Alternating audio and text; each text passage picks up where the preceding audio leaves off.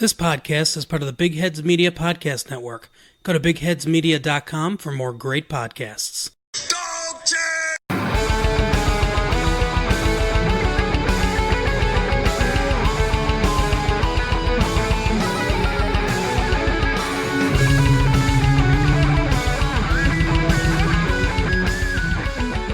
Greetings, Dogpound Nation, and welcome to the Two Green Browns podcast with me, Neil Dunworth.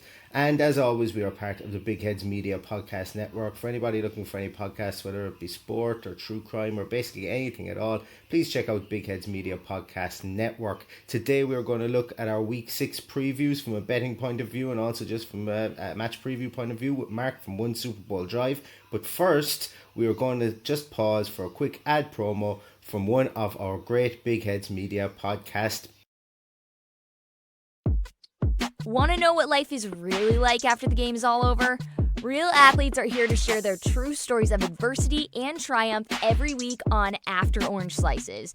Even if you don't like sports, pro athletes, former college stars, celebrities, coaches, public speakers, doctors, and all kinds of experts join the show, and there's a little bit of something for everybody.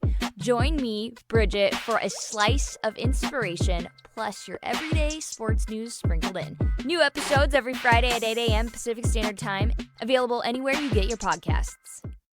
It's that day again. It is NF preview and also a betting preview with the wonderful guys from One Super Bowl Drive. And today I'm not joined by Enda, I'm joined by Mark. So how are you doing today, Mark?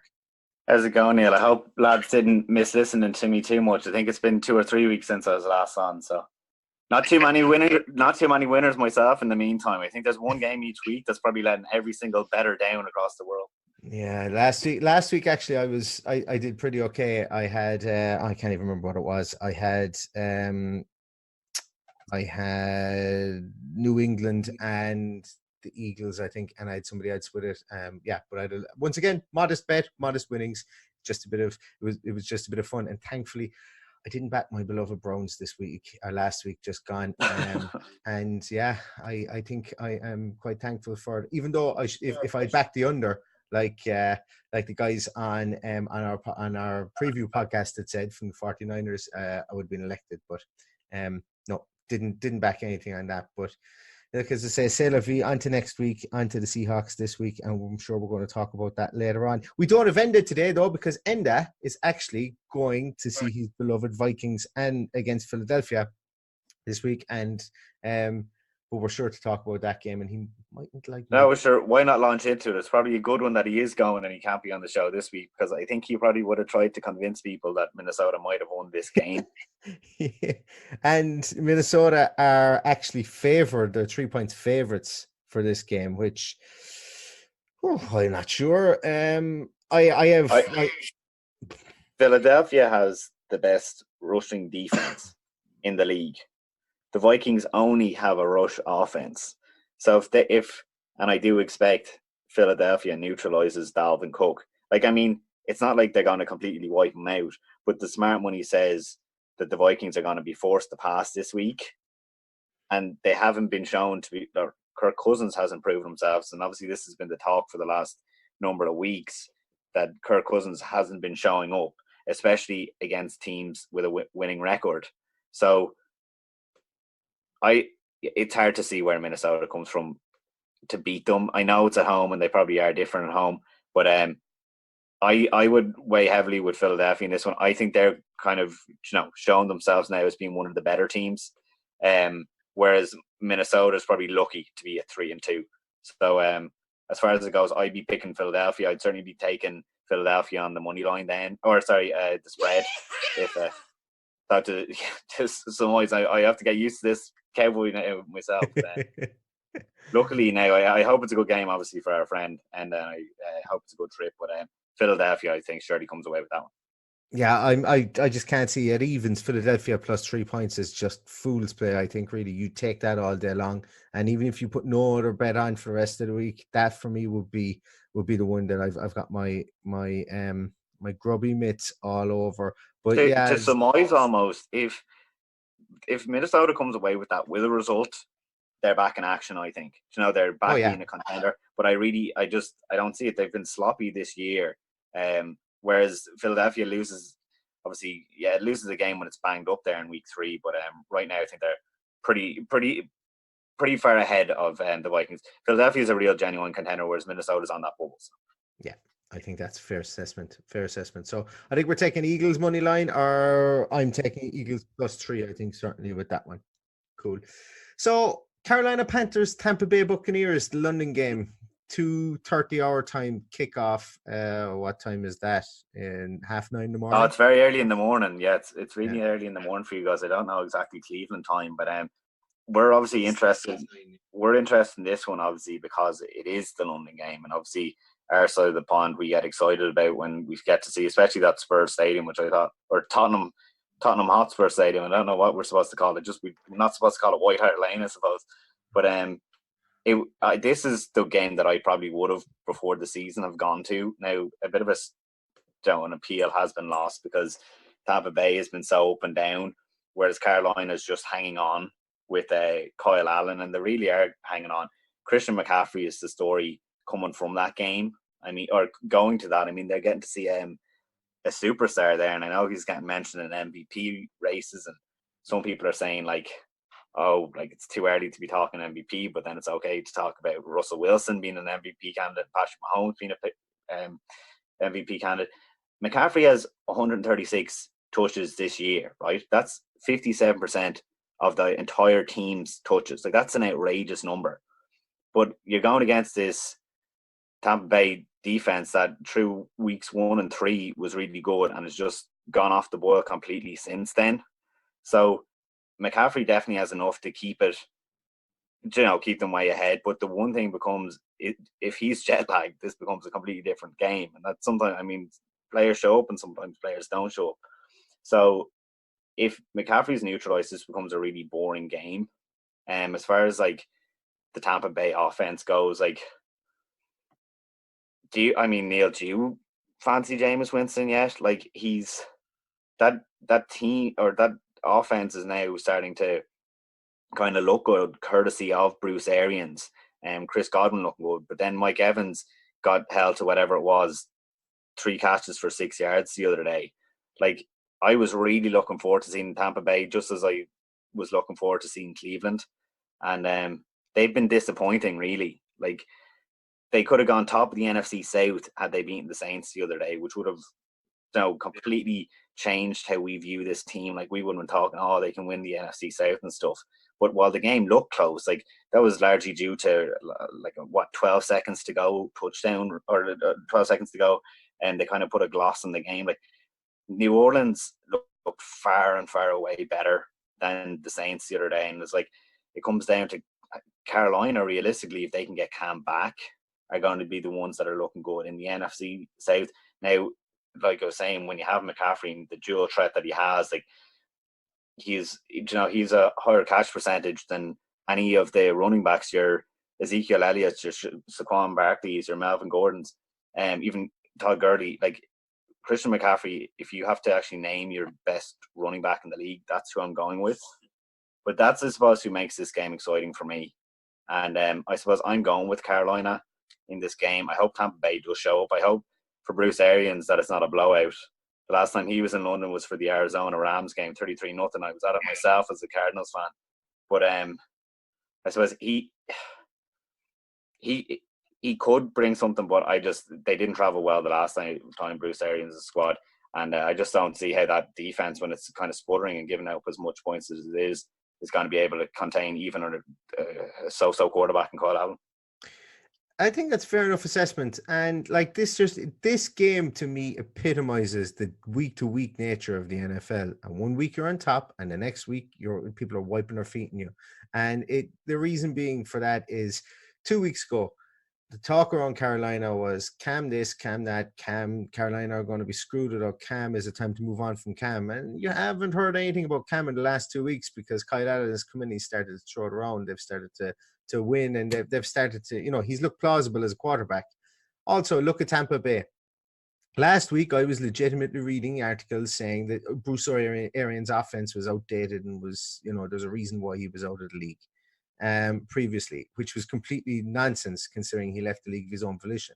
And he was brought back into it at the first chance that he had. He was also on TV last year. You know, he's well respected. He's got a good footballing brain. But it's the way it goes is this week. Now we're talking about was Todd Monken the reason that Jameis Winston was not the quarterback that he should be, and is Bruce Arians getting the best out of him? So this league is very, very week to week, and those two teams absolutely epitomize it. I think myself that Tampa Bay probably don't have the defense to continue throughout the course of the whole year, and I think this could be one of the games, as you mentioned, that Christian McCaffrey could go off. I think that Carolina win it. I wouldn't be taking them anything other than the money line. They're 7-10 in the money line. That's why I'll be taking it. I wouldn't be brave to go minus points with them. They're a 2-point favorite, but I would just go with them bang on the money line.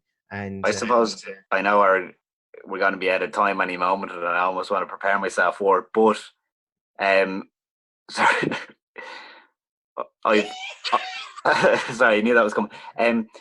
The Panthers' defense has second most sacks in the league. Jameis Winston, when he's being put under pressure like that, like the pass rush from Carolina is fantastic. When Jameis Winston is being put under pressure like that, and when Bruce Arians' offense is being put under pressure like that, the deep ball is kind of removed. That's when Chris Godwin gets kind of taken off a bit. That it's kind of little subtle reasons like that I don't have as much faith in Tampa Bay. And it's like I want to, because they do have the Vita Veas, they do have the Ndamukong Suhs, Shaq Barrett, obviously the good story that goes with him. But it's a tough game to pick really, because one is a better roster, but one is just doing better, kind of thing. So I would side with Carolina.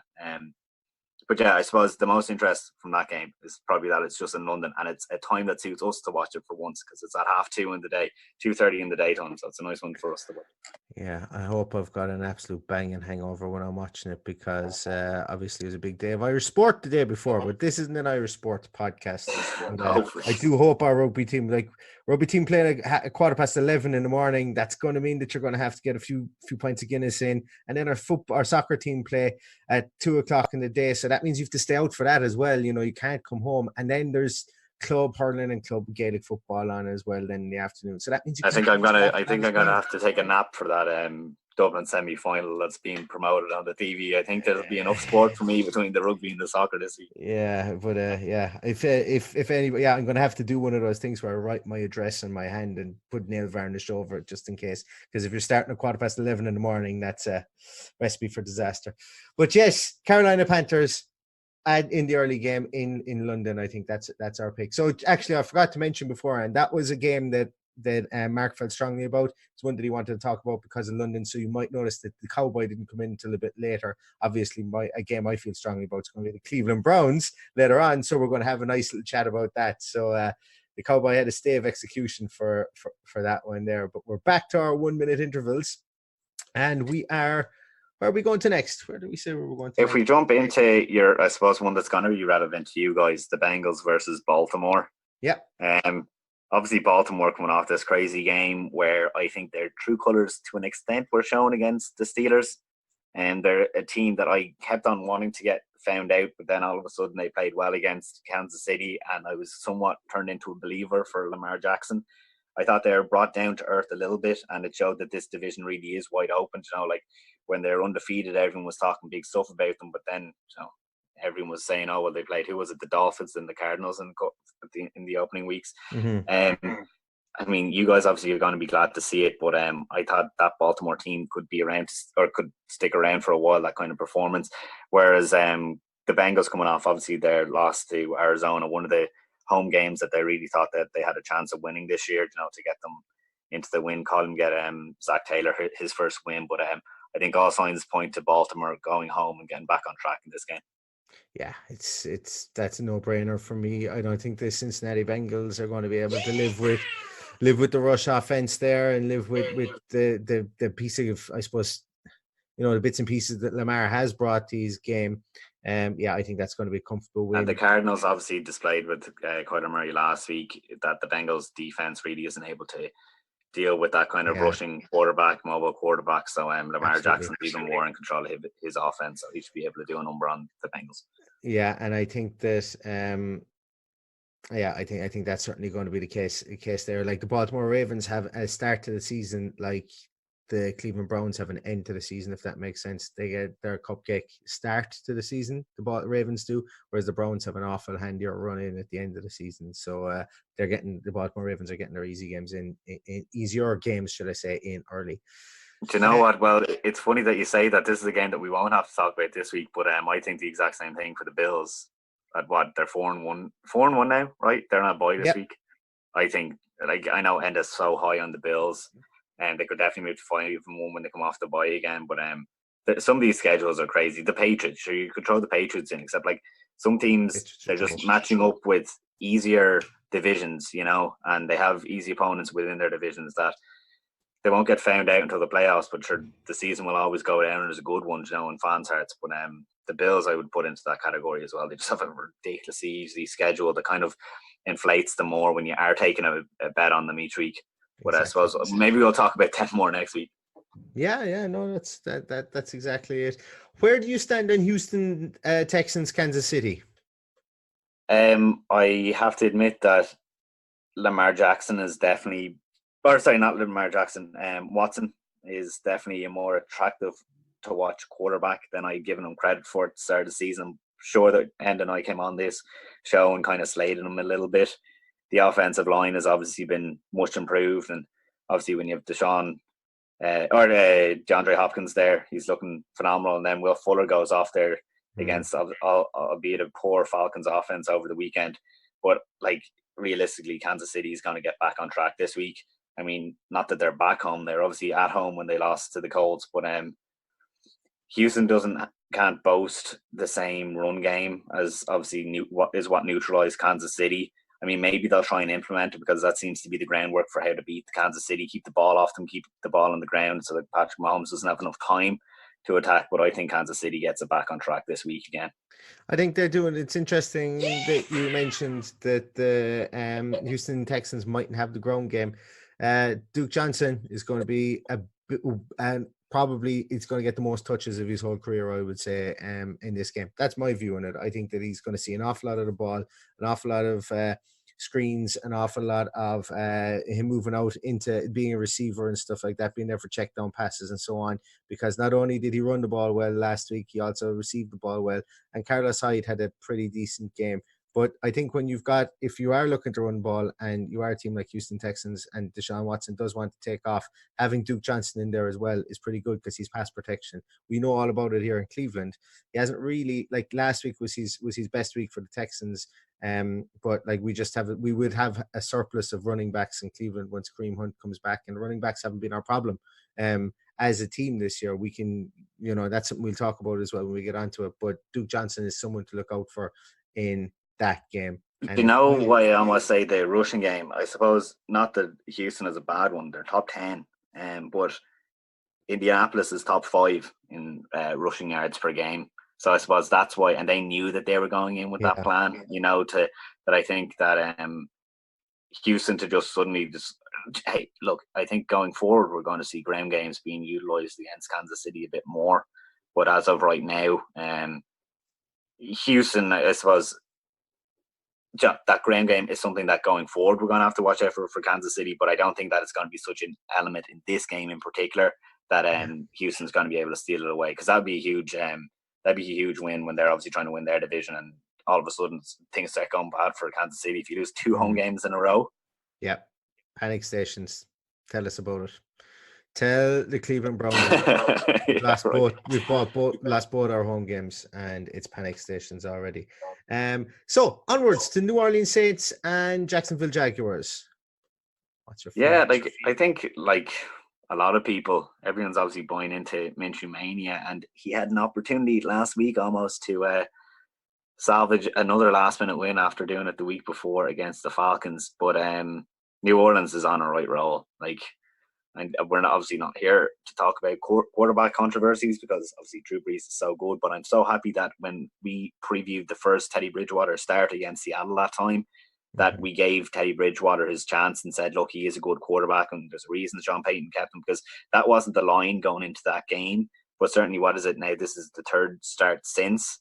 That's where everyone's on board with. And I mean, it was obviously or it was obvious the whole time to us, I think, that the New Orleans Saints still had this potential, that it's not all about your quarterback, but certainly when your quarterback is playing well, as Teddy Bridgewater is, it definitely helps. And I think they've remained now kind of top 5 in a lot of power rankings around the league, because they've showed that they're a full roster, and that they haven't taken a step back when Drew Brees has been out.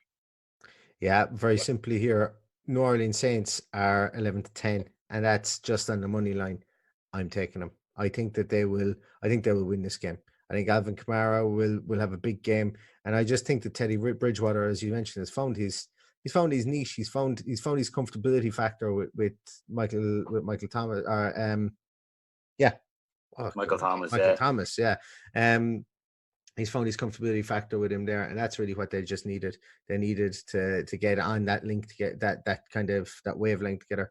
Yeah, I could see the New Orleans Saints definitely winning this. I would definitely be taking them at 11-10 on the money line. They're serious contenders again in the NFC. Like, they they ever really dipped out, but they are serious contenders. Like, and it's so funny that, like, they were struggling before Drew Brees went. Like, not struggling, but the offense just wasn't clicking, I should say. But it's just, they would be such a force, because they have some good wins now. You know, they'd be such a force now that, like, because he's technically a backup, it kind of takes the sting out of them a little bit. But yeah, I mean, I look forward to watching New Orleans games now, because they actually just genuinely, they're really, really strong. And I suppose it's fun watching a strong team versus the likes of what we just said there, the Patriots playing easy teams, or Buffalo winning against the easy teams. So. Yeah, and don't ever count out Sean Payton. He's abrasive enough, and he's a good enough coach that he will find a way. Washington, Miami Dolphins. We even bother talking about this. Washington minus 3.5. I think should be everybody's, dream. God, it's interesting. I mean, like, I wasn't on there a couple of weeks back when Josh Rosen got his first start in. Look, I'm not advocating for, I suppose, either team to win this, because it's hard to pick them. But I will look into how interim coaches do in their first game, because obviously it's going to be a bit rocky when all of a sudden there's play callers getting shifted about and stuff, obviously, in Washington. Miami obviously fancies itself to get a win. Obviously, there's the quarterback. I don't know if Case Keenum's going to be back this week. I haven't paid attention to it, but it is kind of this weird thing that I think Josh Rosen was playing well. He just has no playmakers around him, no guys to catch the ball. I thought it was particularly obvious to get in the Dallas game when there was just drop balls left, right, and centre. There was fumbles. There was just drops, fumbles, whatever, within the end zone against Dallas. That I know Dallas like walked them in the second half, but Josh Rosen's first start, like, you could just see the energy, and maybe that gets zapped as the weeks go on. But as of right now, I think that he's still in a twin. He's still there to prove that he's a good starter. But it's like, if he can't, I know he has a lot to salvage because the team is so poor, but it's like, if he can't overcome the Redskins and the state that they're in, it's not good for his resume. It's not good for his CV if he can't get a win on the board this year. And if one is going to come, it could be against Washington. So I've actually picked Miami in this game. Obviously, it's just in the scrap heap now, this kind of game. But if I had to pick one, I actually think it goes to Miami. Well, we were never going to agree on all of them. I think Washington comes out and wins this by 10, easy. And I think Case Keenum is named the starter. I think that's a big factor. I think he's just going to check down. I think things are just going to fall into place fall into place as much as a dreadful team like the Redskins without Jay Gruden. Miami coming off a bye as well. Look, they've been looking at this for 2 weeks. Genuine. Look, you can polish the third in Miami all you want, but at the end of the day, they just don't have like who's going to do anything for them, really. Yeah. I just can't see it. I can't see it. I could be 1,000,000% wrong, but I think they'd be happier to lose. I think using the metaphor of a third is strong, because I think it's going to be an absolute stinker of a game either way. So yeah, I will. It's not one I'm going to. I mightn't even look at the score. But actually, I will, because I have it in my three match parlay that I've got later on. But I've already given the go away in that one. Falcons Cardinals, your beloved Cardinals. Yeah, I don't know if they're both. Hey, I was glad to see them get a win, obviously, in just the weekend gone by. I don't know if I warmed up with Kyler Murray at all. I love his play, but I don't know if I've warmed up with him as a quarterback, which is neither here nor there. But it's kind of, I do like the offense. I think it has signs, whereas Atlanta has an offense that should be class, but it's only starting to come into it now. I think this game would be pretty high scoring as a result because both defenses are kind of poor. I actually can't pick it because I would have at the start of the year completely expected Atlanta to win it, but the Cardinals are actually looking better, I think, this year. Like, I know that they're not looking great, like these are two poor teams, but I've just been so underwhelmed with this Atlanta team this year. Just left completely disappointed. I think they might have started in our power rankings like top half of the league, and I'm sure they're probably in the bottom, whatever now, 20 plus anyway. That Atlanta has so many pieces that it should be good on that offense, and it hasn't clicked. That it's disappointing, and it's hard to pick them now. I couldn't back them, is what I'm trying to say. So as far as this game goes, I think it's a push. So I think that Arizona, two things that goes in its favor is that it's at home, hasn't had a home win in a year, but also the owner died there before the Bengals game this weekend, that they're kind of still on that kind of rallying around the owner or the son of the owner and trying to get a win from him. So I think that kind of goes in their favor a little bit. And hey, look, if Atlanta show up, they absolutely blitzed the Cardinals last year, that they could definitely get it done. They have the potential to get it done, but Atlanta's just so shaky this year that I can't back them. Yeah, Atlanta are minus 2.5, sort of 2.5 point favorites. But I think it's fair to say that if Atlanta lose or somehow find a way to lose this game, I think we'll be seeing our second head coaching departure for. Oh wow! It was I think that I think it was a race between Jay Gruden and Dan Quinn for that. I think it was. Like, it's crazy. Like, Atlanta at the start of the year would have been going into this game 10-point favorites, no doubt about it.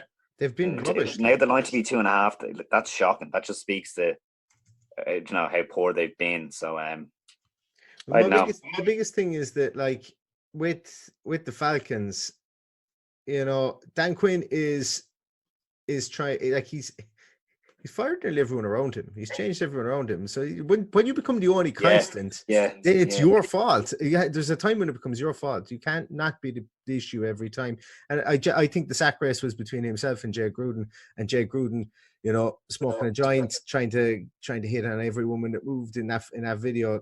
It's I think that was something that bore into mind. They went and the other thing that's kind of, I don't know, I haven't read about it too much this year, but it's definitely something I was paying attention to going into the year, was how Dirk Cutter was back with Matt Ryan, and how when they last were together, Matt Ryan was an MVP candidate, at least. I don't know, did he win it? But that, like, when you're talking about backroom team, or sorry, the staff situation, it's like, Dirk Cutter, I don't know if you want to take him on as your head coach. I presume he goes to the interim head coach if he does come in, but it's like, there's no reason for him to be this poor this year. And it's just, I can't put my finger on it. Like, they should be good. Like, they have such phenomenal talent. They have Julio Jones, but they also have Calvin Ridley to be doing well. They also have Devontae Freeman in the background. One thing that I will speak to Austin Hooper is I think their leading receiver this year. It's either most targets or most receptions. Cardinals do pretty poorly against tight ends, so all of a sudden I think I'm talking myself into Atlanta might actually do quite well in this game. But I suppose we want to move off because it's not an interesting enough game to be talking about for 5 minutes. But I suppose I just think that's a really interesting point, something that I hadn't thought about, that you're saying now that Dan Quinn could be gone. And do you know what, I wouldn't be surprised if you were correct on that. 49ers Rams, probably a marquee, definitely a marquee game for the weekend. One of the later games. Talk to me on that one. Rams are 3.5 point favorites. Yeah, I mean, like, this is something that I think would be talked about going into the weekend, about how finally we're having this. And I wish that Enda was here to talk about this, because he was the one that tipped us off to this at the start of the year. The whole Kyle Shanahan versus Sean McVay kind of story. Those two offenses finally going off against each other when they're actually playing well. Now, obviously, the Rams have that phenomenal defensive line that could do quite well against Jared Goff, considering how stiff he is. So it's definitely something that is playing up to its potential that I can't wait to see. San Francisco completely shocked me this year with how well they're playing. Again, they've obviously had the boy, and it's helped them remain undefeated up until this point. But like going into this game, if it was at home, like you'd have to fancy them. Like I know it's only up the road really, and the LA Rams, it's not any kind of cauldron going up to their stadium. But yeah, definitely. Like I can't pick San Francisco in this one.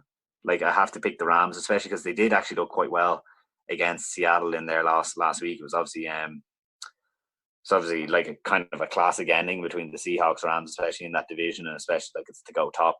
But as far as picking it, I suppose, like you said, it's a marquee matchup for a reason because it's that close. But I really can't wait to see how this one plays out, because I think that the Rams obviously have the stronger roster, and even though they're not one of my favorite teams, I don't think San Francisco has it on paper. But like, sure, they've been playing well. Look what they did to your Browns the other day. That they're definitely going in on a hot streak, and it's hard to end one of those hot streaks all of a sudden. Yeah, I do. I think the Rams win this, and the reason I think the Rams win this is because if, like the Browns completely laid an egg, it was a mitigated disaster for long periods of the second half. The whole game was a mitigated disaster for long periods of the second half. The San Francisco 49ers, Jimmy Garoppolo didn't get touched that much. He's going to get touched an awful lot against the Rams. He looked very wooden against the Browns, didn't look very fluid at all. And I think that the Rams are going to get to him an awful lot. I also think that the Rams are going to be able to stuff the run a small bit better than the Browns were. And I think I'd take the Rams on the money line just on this one. I think it's going to be a classic. I think it's going to be a really, really good game. No, it's funny that you say that. The 49ers are the best running team right now, obviously per game. That we definitely touched on this going into the year, and it's important that you say that they're going to have to stop the run to win this, the Rams. But when we're talking about stiff quarterbacks, it's like Nick Bosa is getting the most pressure in the league right now. Last week, no, heavily inflated his. It did, but like you can't underrate it, because, like, I mean, when people are talking sack numbers, it's like some guys get 3 sacks in a game, and that puts them top of the league. Like Shaq Barrett is currently the sack leader with 9 sacks, and he didn't get any last week. That I know, but if you had to endure that game for 4 hours and see Demetrius Harris and to see Dontrell Hilliard trying to block, Dontrell Hilliard, a running back, an undersized running back, trying to block Joey Bosa or Nick Bosa, trying to get at he had his way with the Cleveland protection scheme was brutal. That was the biggest problem last week. No, that's not saying he's not very good. I just think he's a bit of a prick after he said about Baker. That's another thing. And I think Baker just always wins those tete-a-tetes. The Rams don't have the best offensive line themselves. Yeah, but Devin Clowney had his way there last week. Obviously for the Seattle Seahawks in the Rams game on Thursday night. That the Rams don't have the best offensive line themselves. So like, not that it's going to be a free for all like it was the other day for Nick Bosa and obviously Booker as well. But like I definitely see opportunities for him to keep being as good as he has been. Like definitely the front seven for that team is definitely class. Like, and then I are going to be missing their biggest offensive weapon. Don't forget that they're going to be missing Kyle Juszczyk. So he basically blocks everything in the run game, and he's gone for 4 to 6 weeks. And I think the Rams win. I think the Rams win it based on the fact that their running game will be down one of their best blockers, their best blocker in the running game, and I just think that Aaron Donald is just such a freak. He's not going to be able to be stopped. But their offensive line is poor as well. They've got a 6th round rookie in at left tackle, that they were heavily trying to mask with Juszczyk as well, so they were bringing in tight ends. They were bringing in Juszczyk in there. Like Kelsey was in there blocking on his side. Juszczyk was in his side. It was, not Kelsey. Kittle was in there. So Kittle is a phenomenal. He's worth watching that game alone. I was saying it tongue in cheek when I was talking about their best offensive weapon was Kyle Juszczyk, but it's going to like as we've started to talk about it, we've actually unearthed the fact how, we didn't have it down as one of our 5-minute games, but we've probably spent about 5 minutes talking about it. Yeah, really interesting. It is. Like, and it, like you're alluding to there, it can really go either way. Like, the Rams could obviously walk in. I suppose that whole stat that they've never lost 2 in a row with McVay, so that surely tells me they're not losing 3 in a row with McVay. McVay has lost twice to losing teams in his whole career. Which, he only had 2 losses, 2 away losses. No, I'm messing up that stat. We won't go into it. But one of the losses that they had was against the 49ers one time. It would be the first. This is the stat that I think I'm getting at. I think if he was to lose to the 49ers, it would also be the only team that he's lost to more than once. That's what I'm trying to say. That could be it. That could be it. I think I saw it somewhere during the week, which I thought was interesting when I read it, but when I tried to say it out loud on a podcast, I say, no, this is worth nothing, especially when you're talking about betting, where this won't come into it at all. Mark, it's absolutely fine. If you say it with enough conviction and you believe it, then it's not. I don't think I said it with any kind of conviction. I think I've been as a fraud. How's about the Cowboys and the Jets? Oh, look, this is definitely one we're not going into. I suppose the Cowboys are looking like a force, I suppose, now. Like, I know they've obviously given up a couple of games all of a sudden, but I think this has to be a bounce back game for them. I suppose it's going to be kind of like, it's the same vibe to me as when Cleveland went up to the Jets for their primetime game, that it's like, let's use this as a bit of a tune-up. I know that didn't work out perfectly for the Cleveland Browns, but I do expect it for Dallas now that they have to march up there and get a result and get things back on track and start looking good again, before everyone starts hopping on the Eagles and the Packers for really being the teams to beat there.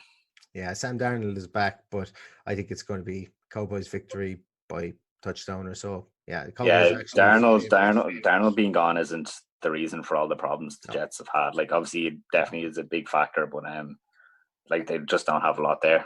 No, and they've got a crazy coaching staff as well. We nailed that one. That was brilliant. Titans Broncos, a game I'm actually intrigued by, with Titans Broncos. What's your views on that? Well, the Titans win this week, lose the next week, win this week, lose the next week. Like, it's funny how they have this pattern and they just can't get into a groove to stick with it. I think they're probably the most frustrating team as far as I'm concerned, and I would add into that bettors are probably concerned, because you don't know which one is showing up. I think that has been a staple of Mariota's career. You don't know what version of him's coming up. He could be class this week. He could be useless. Denver, I suppose, is unpredictable to an extent that we thought that they were going to be good going into the year. We really hoped that Vic Fangio's defense, I suppose his defensive mindset was going to help fix the defense. Obviously, they're out Bradley Chubb now and stuff. That Tennessee should go on the road and win this if they play well, or they should go on the road and lose this if they play poorly. So take from that what you will. It's a hard game to pick, I think, Neil. I don't know. I want Denver to win.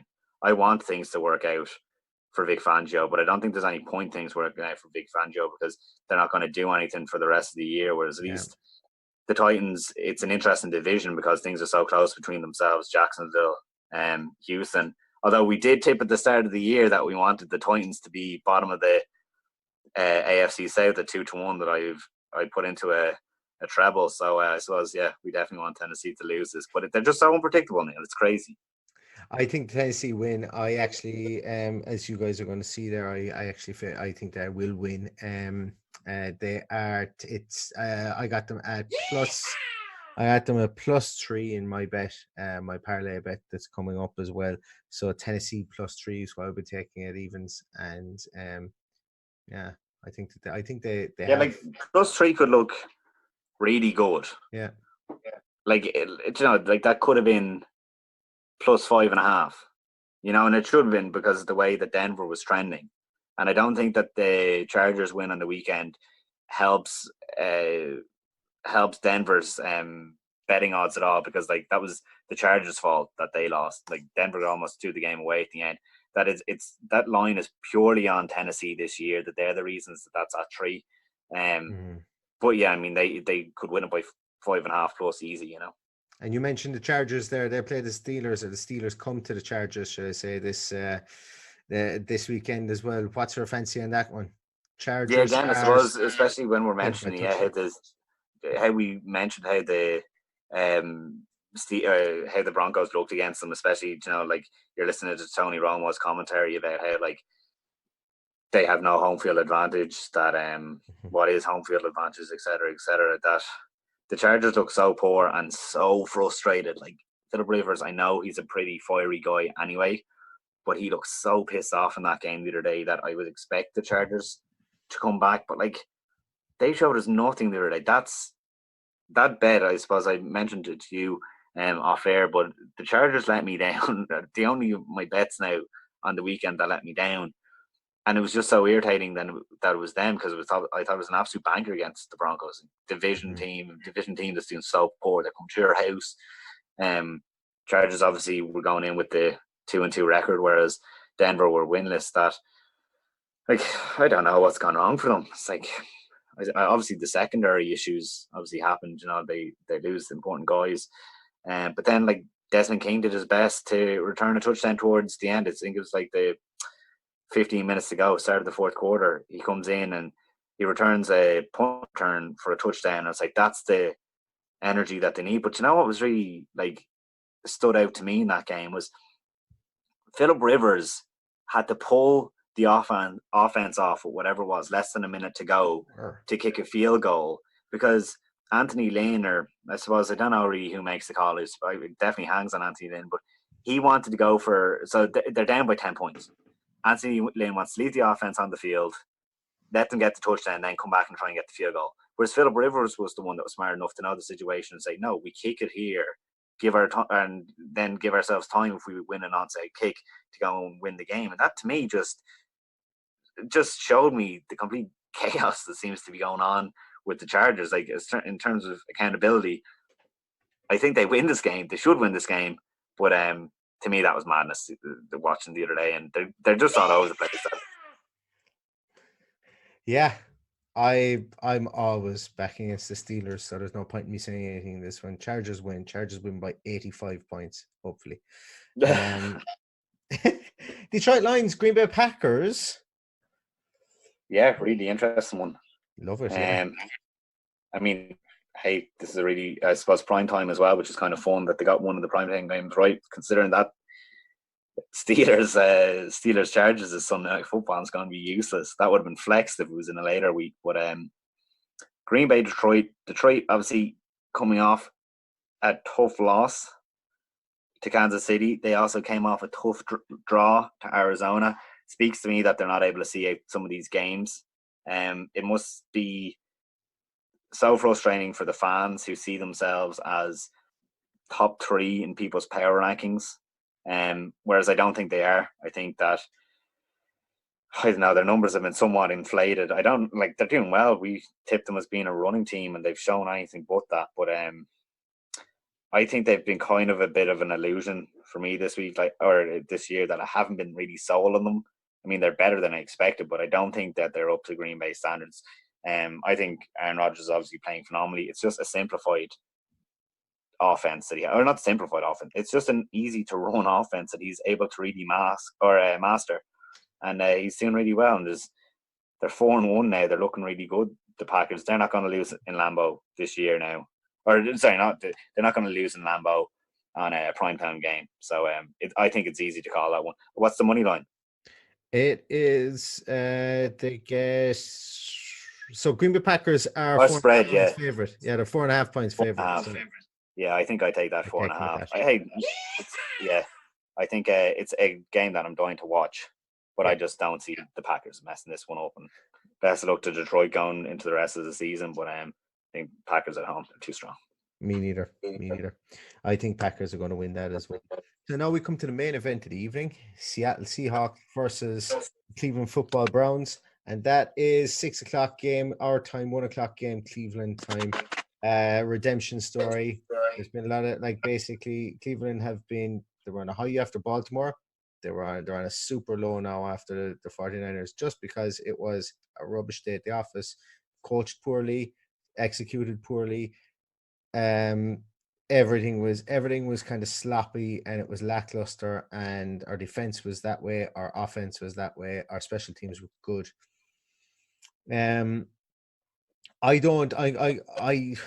This game, I'm not going to talk an awful lot about this game because I'm going to be meeting some of the Seahawks guys later on to do a preview of this of this game. But the Browns, I think, like, it's put up or shut, not put up or shut up. Sorry, that's an awful phrase to use in this instance. That makes me sound like I'm frustrated with the actual team and the man and the coaching, which I'm not. But what I think this is, I think that the 49ers was a real eye opener. It's going to be a really simplified game for the Cleveland Browns. They're going to try and use what they can use. They're going to. I listened to Jake Burns today, and he mentioned he was on the Nothing But Dogs podcast, which is a great podcast. In case anybody isn't listening to it, please. It's just a super one. But the Seahawks are not really equipped over the middle with regards to having decent nickel cornerback that may be able to deal with what the Browns have, and it may be an opportunity to play 11 personnel. Maybe try to get Odell into the slot at some stages to try and get him balls over the middle. Their linebackers, Wagner and KJ Wright, and I can't remember who the other one was, but there was a mention on that podcast as well that they were so very poorly graded as coverage linebackers this year, and with no nickel back that they seem to have at the moment. It's they're being forced to play in a base defense of basically with their base 4-3 defense. So that's something that could play into Cleveland's favor. Now, all's to be seen. We do have Nick Chubb. We could try and run the ball. But it's all going to focus on Baker Mayfield staying up, Baker Mayfield staying in the pocket, and having intermediate and under and short routes underneath and through the middle. Having to rely on the chunk play all the time and being in 3rd and 8, 3rd and 9 all the time is something we can't see. I am like the 49ers game I had down as a loss. This game I'm undecided on, and I don't know why I'm undecided on it. My heart wants me to go with Cleveland, but my head is telling me that last week's abomination might have an effect. But what I will be backing is, I think this is going to be a cagey game from both teams. I'm going to be backing the under at 46. The over-under is set at 46. I would be Seahawks are 1.5 points favorite. So I think Cleveland can definitely win this game. I want Cleveland to win this game. And if I wasn't putting money on it, obviously I would say Cleveland are definitely going to win this. But to win money, I think that my bet for this game would be the under at 46 points. And yeah, that's my feelings on the game. Yeah, well, I was going to say at the top we should keep this to a minute because Seattle was going to walk it. I'm only kidding. There was a reason you weren't down for the last couple of yeah, right. No, but so I think there's a couple of things that I suppose I'll start with an easy one. We just saw what the best running team in the NFL, or per game, the 49ers did against Cleveland. Seattle has a decent running game itself. I suppose they're ranked 12th in the league, whereas the Cleveland defense against the run is ranked 29th in the league. That I think that Seattle should be able to move the ball. Like, I'm not actually sold on Chris Carson, but obviously the numbers suggest that they're quite good. And then when you're talking about, you can. Well, I know you mentioned Nick Chubb. On the flip side of things, Seattle actually is 4th best against the run. But Seattle just played against the Rams, who you think is a high-powered offense. So when you're talking about moving the ball against them, they are quite poor. They are bottom of the league in terms of defensive yards a game against the pass. But the Rams just actually if the Rams couldn't get it done like they did, they could score 29 points against them. But I actually think it speaks kind of good against Seattle that I wouldn't write them off. I wouldn't just say that it's going to start clicking, and it kind of brings me into a more substantial point, kind of something that I was talking to my little brother about yesterday, that I was obviously a Freddie Kitchens fan going into the year, and then whatever about Todd Munkins. I mean, I don't know, was Dirk Cutter as much to do with the success that Tampa Bay had last year that I don't know, can you put it down to just Todd Munkins, obviously. But my brother, who he's an Eagles fan, he has no kind of affiliation, he has no bias. He'd be quite smart with his NFL talk, but he hadn't looked into the Browns and wouldn't know the same as me. He said, like, how can Freddie Kitchens have a peg to stand on? Like, you have to forget about the stretch that he had last year. And like, you're saying that OBJ gets into the game, like, that's not automatic, because you would have thought that that's automatic for the last few weeks now. And it's like, what's going on that the offense hasn't been going so far? So it's like, when you're talking about a bit of a hangover from last week's game, it's like, why automatically does Cleveland get into this game? Because they play Odell in the slot. They play Odell from the slot an awful lot more as opposed to playing him on the outside. When you play him in the slot, he could be a lot more shifty as opposed to having be ring fenced out there. Tom Munkin came out today and said that a lot of the times he's been open, we're just not getting him the ball. And it's like, it's very easy to say, oh, Odell Beckham isn't performing in Cleveland. But if you're not, like, with a wide receiver, if he's not getting the ball, he's... Yeah, see, that's it. It's the coaching. I'm not saying the coaching's bad. I'm not advocating that something needs to move on. And that's exactly it. It's like they need to get... That's why you move him into the slot and you give Baker the over the middle stuff, and you give him the intermediate routes with OBJ. OBJ is a yards after the catch wide receiver anyway. You know, he's any type of wide receiver you want him to be, and that's what you're saying. So, like, that's what I'm saying, that, you know, it's not a case of it's just going to click for OBJ. But I'm saying move him into the slot where they don't have any nickel players. Play him there. Let him run through the middle as opposed to do his curl routes, do whatever, intermediate short routes, and get the ball and see if he can make yards after the catch, and see what the story is. Rotate him in and out with Landry, and see where it goes. I understand what you're saying about Kitchens. I do, because his name is on everybody's lips for being, you're hearing the words out of his depth and so on like that. And you're hearing, oh, well, he only had 8 games as an offensive coordinator. Look back 2 years ago to the Chicago Bears. Matt Nagy, or not the Chicago Bears, to Matt Nagy before he became the Chicago Bears offensive or head coach. He only had a small sample set as well of games to go from. So look, it's not linear. People aren't the same. Games aren't the same. And I had a almost an impassioned debate with John on the podcast there 2 nights ago about the fact that, you know, seasons are seasons.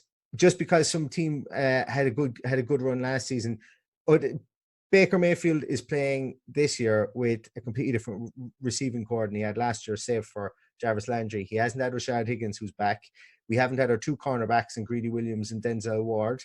Massive upgrade, I think, on the 2 guys. Well, I won't say massive upgrade, because the 2 guys have played pretty well up until the last day against the 49ers.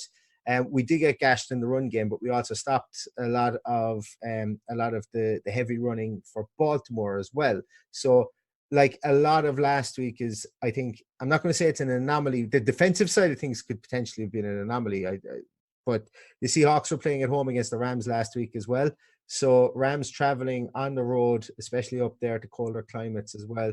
You know, it's something that, look, there's a lot of variables. I think exactly. And do you know what? Well, I'm not saying that your take isn't correct, but my view on this is, people were talking about Freddie Kitchens and all that and everything to do with that. This, it's after this game, I think, is the way is when we should start maybe discussing this a small bit more, because let's just say he comes out with a banger like he did. Like, he coached a bloody good game against the Ravens. You know, it's not that he can't coach. And everyone is kind of going, oh, he's in over his head, he can't coach. It's not that he can't coach. He beat the Ravens, who were like, everybody was wet dream at the time, you know. Let's say he goes out and he beats the Seahawks. We're back on track. We're 3-3. Everybody would have loved 3-3 in their first 6 games. I will see where we go. Where we go from there. See, you know, it's funny. A loss to the Seahawks, I don't think, is the be all and end all, just because I think they are a decent team. But if it's the quality of the scheme, I think, is what most people are going to be looking for. This is it. It's, what does Cleveland show you in this game? Win, lose, or draw. It's like, what does Cleveland actually? Because this conversation that I'm having with my brother last night, it's like I start referring back to the roster and how, like, the roster is so strong. And that if you, like, you can't say all these players, like, and obviously like Miles Garrett's playing pretty well in the system, but it's like we were talking about, like, if all of this talent isn't playing, well, then that's when it's put on the coaches, and that's when that can be corrected pretty quickly. But, like, like, it can take a breakout game to kind of get it all to just click. But, like, I just can't automatically say it's this week that it's happening, and I don't. Yeah, I can't see it until, or I can't see it in my head. I can't get on board. Not on board with the Browns, but I can't until it happens. I'm not buying into the Browns because I had so much faith in them going into the year that it must be frustrating for everyone now watching them. And it's like, I hope that they do break out sooner rather than later so that they're still in the playoff contention, because they can still definitely get there, especially because of the way we just said the AFC West is a mess. Like, obviously we think that the Ravens are going to beat the Steelers this week, but it's like there's such chinks in their armor all of a sudden that the Browns are still like they are on top of that division, I think, aren't they? No, the Ravens are on top. Okay, so it's Ravens are on top by one game. Yeah, the Ravens won. Oh, by a game. Sorry, on a game. Sorry, yeah. It's like, until it happens, I have to, or not that I have to back the Seahawks. This is a game that I'm going to stay away from myself. But the reasoning behind the whole thing is I'd probably side with Seattle just because of what they've put on paper this year. Against, like, a strong team, even, like you pointed out, and rightfully so, that it's at home, it's on prime time, that it's against the Rams almost did beat them. But I think that the Seahawks are going in just a stronger team. They put in stronger performances. So when I'm making my decisions, I have to base it on that they've shown me things, especially with Russell Wilson playing as strong as he is. And with the Browns, just like, until Odell starts really playing and until everyone starts getting the ball and starts making huge plays, I can't just presume that it's going to happen, even though I believe it will happen. That's fair enough. There's it's a simple case of show me how you're as good as your last game. Show me the evidence, and I'll tell you how good you are. And that's fair enough. I suppose the word fan is short for fanatic, and my heart is ruling my head on this one. But if you don't believe, you don't watch the games, you don't support. And I think I'm going to kind of go back to something there that you mentioned there, where we're talking about the league and the division, should I say, that was there. If we do somehow win this and it becomes 3-3, and you handed that to any Browns fan, like, you really have to start licking your lips as a Browns fan. Now, it's not going to rise all boats. It's not going to cure everything that ails the Browns. But what it does do is it puts us in a position of being 500, playing poorly, with an easier back half of the schedule. If you gave like most Browns fans were saying 10-6, 11-5, some were saying, there was some saying 12-4. I don't think I was never really on the 12-4. Yeah, this is it. Happy. It's like, but this is it. It's when you're mentioning that they're 3-3, it doesn't mean that they're going to get that 13-3 season that people really wanted. But it's the 10-6 is still there, or the 9-6 that could realistically 9-6 could realistically win this division just because it's so up in the air right now. 9-7, I think, will win this division. 9-7 will get this team, I think, into the playoffs. And that's what you need. That's what we want. Any Browns fan that will actually concertedly come out and say, I think that we were a shoo-in to win the Super Bowl this year, is probably drunk. But what it is playoffs, and seeing how they do in the playoffs was definitely the height of the chat, the height of the believable chat this year. And to go back to the conversation I was having with my brother, he said playoffs is the best they can do. And I was like, well, Paul, that's all that they could have done going into the year. That's all the expectations suggested that they could hope for this year was get into it. Because that's a huge achievement. Like, any team just wants to get into the playoffs, because that means you've had a good season. But I mean, it's definitely up in the air. I do think they need to start clicking now so that they're not just scraping by, because I mean, that's a bad way to be in when you're just scraping by and getting the wins. Because I mean, it probably makes the season a bit more exciting. But like, I think that they do need to start clicking now, that they start getting some convincing wins so that you can actually believe that they're going to get to the 9-7 versus it being a week to week kind of affair. I do. Sorry, go on. I think you're right in that we need to start seeing something from this offense. But if we win by blocking a field goal in the last minute, and it's a so-so performance, we got to take that. Wins are better than form. You can be the most informed team in the world and come out with a 6-10 record. So you could just get bad beats the whole time. So, yeah. Do you know one thing that I'll say when we're finishing up this? I think it's a really important game for Steve Wilkes' run defense. I know I touched on it there a minute ago, but they are 29th in the league. They are going against a good rushing attack. That I mean, that was what I came on the show and said back in June or July or whenever it was, that Steve Wilkes wants to beat the run, and he hasn't been doing it. And I think this is a team that he's going to have to stop the run. So it's all week he'll have been focusing on stopping the rush. That I think it's really important going forward, because I think it's a weakness, a real weakness that will just purely be on Steve Wilkes if teams are able to run on this team throughout the year. Yeah, and once again, I'm going to come back with you, but not come back at you, should I say? But I'm going to say, last week was a bit of was very, very bad, and it contributed an awful lot to them being 29th in the league. I hate those ranking teams 5 weeks, not power rankings, but ranking teams defense and offensive 5 weeks in. It's such an anomaly. I suppose maybe I'm looking at the DVOA. Do you know the DVOA? I know that even at that. Yeah, look, even at that, after 5 games, no, that's for me. That's kind of stuff that you look at when you're going into the playoffs, and then you can make with it with a bigger sample size. Sample size is too small for me, in that it's grand to have and look at it. But if I was even saying that. I was saying the Chinks were there even in the Jets game. I was like, all they had to do was defend against Le'Veon Bell, and he's still picking up 4.5 yards per carry or whatever. Yeah, once again, come here. Look. Yeah, they were going to beat the Jets regardless. It wasn't. You have holes, Neil. You have holes in that. I'm not saying we don't have holes, but you can throw out as many numbers as you want, and I just think the sample size is too small in 5 games. I'm just a bitter 2018 Cardinals fan that still doesn't trust in Steve Wilkes. No matter where he goes, I'm going to be scared. I know. Well, speaking of coaches that were poor at certain things, I've pulled a Hugh Jackson on this one tonight. This is supposed to be half an hour, and we're now nearly 60 minutes in. We're over 60 minutes into the podcast. So very quickly, just to recap on what we think is going to happen this week is Philadelphia are going to come out on top against the Vikings. Carolina are going to come out on top against the Tampa Bay Buccaneers. Over Houston, I have the Saints coming over Jacksonville. Yeah. We then went on to, I had Miami, you say Washington in that game. Mm-hmm. Yeah. We talked about the Atlanta-Arizona game was a push for different reasons. Yeah. You can pick there if you want to give me one real quick. Atlanta-Arizona. I've that down as a push. I wouldn't. I think Atlanta probably. So we moved on there. Yeah. We said the Rams were going to beat San Francisco. It being at home, it's going to be an important comeback game. They don't want to go 0-3 in the last few games.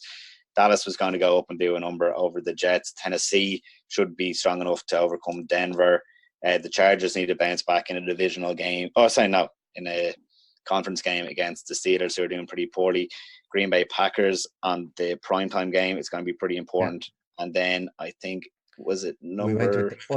We went to the under 46 for Browns and then and that's it. And that's it there. Yeah. Yeah.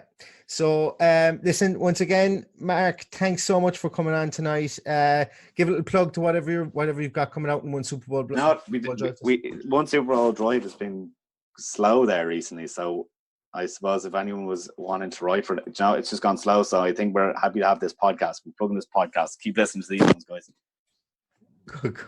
Good. So thanks a million for coming on. I mean, listening to these guys. Obviously, Neil, you did a great job. That's what I mean to say. Not that they only listen to us. You know? I know. You've said it now. You can't take it back. Only listen to the previous. It's the only one worth the time.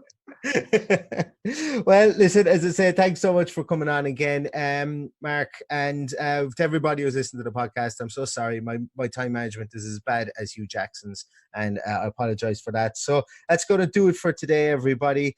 Please continue to, as Mark said there, to follow the podcast, to listen to the podcast. You can catch us on @2greenbrowns on Twitter. You can catch John on @John Cahill _IRL. You can catch me on @JimCustard. You can catch the boys on at One Super Bowl Drive as well. We've got a YouTube channel as well. I found out during the week that I've been posting my podcasts, and somehow they're going up in the YouTube channel as well. I don't know what the link is, but if someone wants to search for it, it's fantastic. Obviously, we're on Apple Podcasts, we're on Spotify, wherever you listen to our podcast. Please give us some rating reviews if you see it. If you haven't done so already, it really helps out the show. Don't be afraid to interact with us on Twitter as well. I love to, I love to hear from people who listen to the show and so on. Even if you don't listen to the show and somehow you find us on Twitter, please listen to the show. So that's going to do it. As I mentioned, we've got a big one against the Seahawks. As I say, it's going to be one whereby there is a lot of focus on coaching. There's going to be a lot of focus on Baker Mayfield. There's going to be a lot of focus on basically every single Browns player. And let's see if they're going to stand up. I'm confident enough that I think the Browns can perform really well in this game. And I'm hoping that they do win. And with that, guys, I just want to finish off by saying, go Brownies!